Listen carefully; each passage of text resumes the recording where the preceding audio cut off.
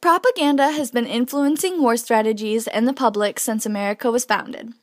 It's found in many forms such as word of mouth, posters, radio broadcasts, movies, television, and news reports. Over time, propaganda has changed with evolving technology and shifting public opinion on war and other issues. Propaganda can be used for pro-war and anti-war efforts. Our project is giving you a look into the intriguing and sometimes shocking world of propaganda and its effects on each and every one of us.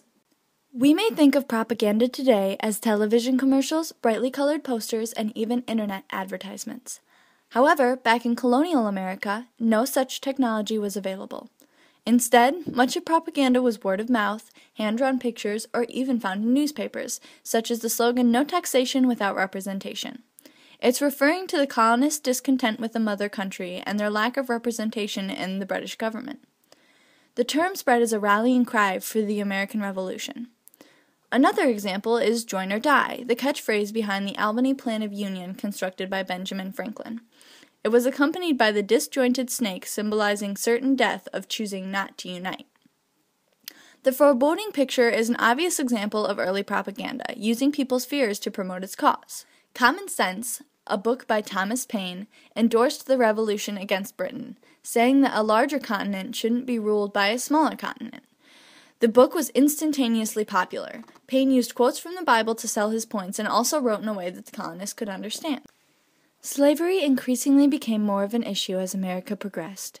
The conflict between abolitionists and pro-slavery Americans eventually climaxed into the outbreak of the Civil War. The use of propaganda was limited and primarily from the North. One excellent example of emerging propaganda was Uncle Tom's Cabin. This book by Harriet Beecher Stowe was an instant success. It shocked the North and angered the South. It was banned in the Southern region and gave the North an inside look into the true effects of slavery, partly provoking the Civil War. Propaganda was still largely unused other than some works used to protest slavery or promote the Union's cause. The entire Spanish-American War was largely based on an unintended propaganda.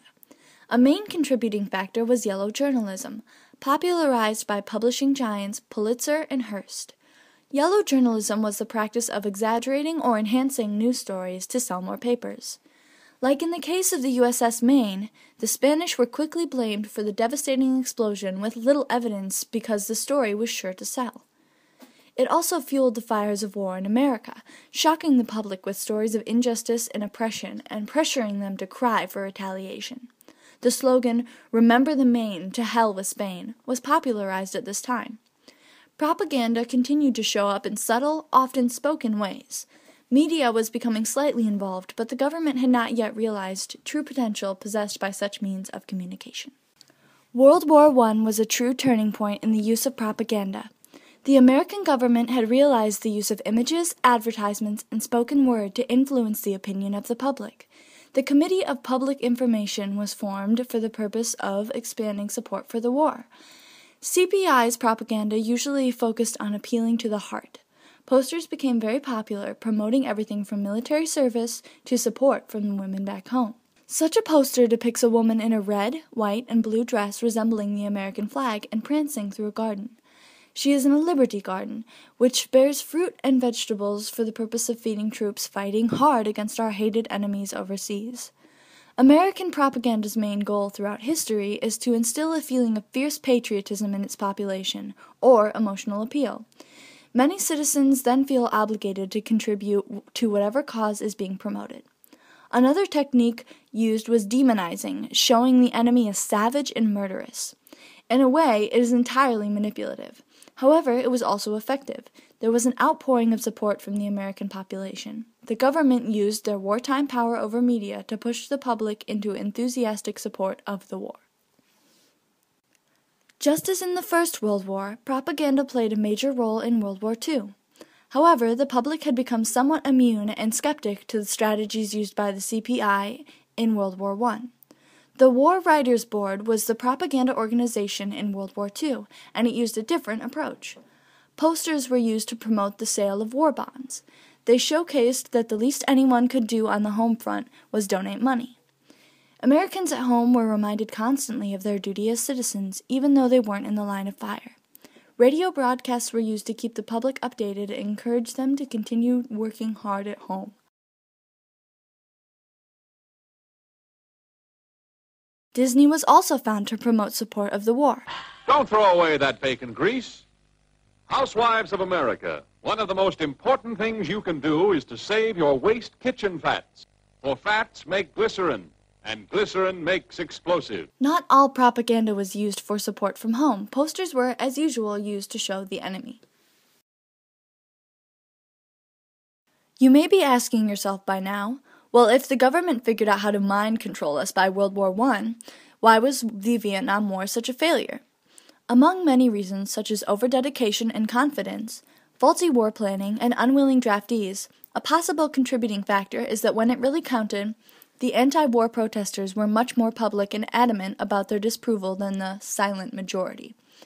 Anti-war posters were used by many of the counterculture groups surrounding the 60s and 70s, also using public protests and angry slogans like, "Hell no, we won't go," which was a popular response of young men getting drafted into the army. After the Vietnam War, the use of propaganda decreased in the U.S. This could be caused by a few different things. It could be because the wars that America has been getting involved with are confusing to the public and seem unnecessary. It may also be that the U.S. government doesn't need the support that propaganda would bring. Maybe the government has become strong enough to create its own support and no longer needs the approval of the citizens.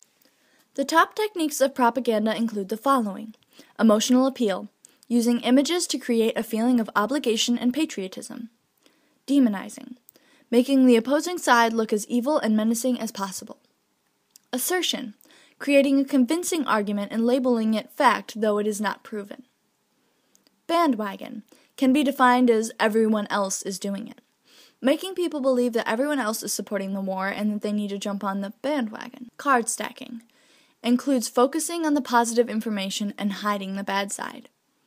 Name calling includes using cruel and humiliating terms when describing an enemy. Testimonials links a well-known person or product to a belief. To conclude, propaganda was and is an intricate part of our government system. It has taken on many forms over the years with varying levels of success and notoriety. America and its strong central government rely in part on their influence over the public. Whether it be blatantly obvious or under the radar, the U.S. government's message to its people often guides the public opinion to some extent, as shown by our project.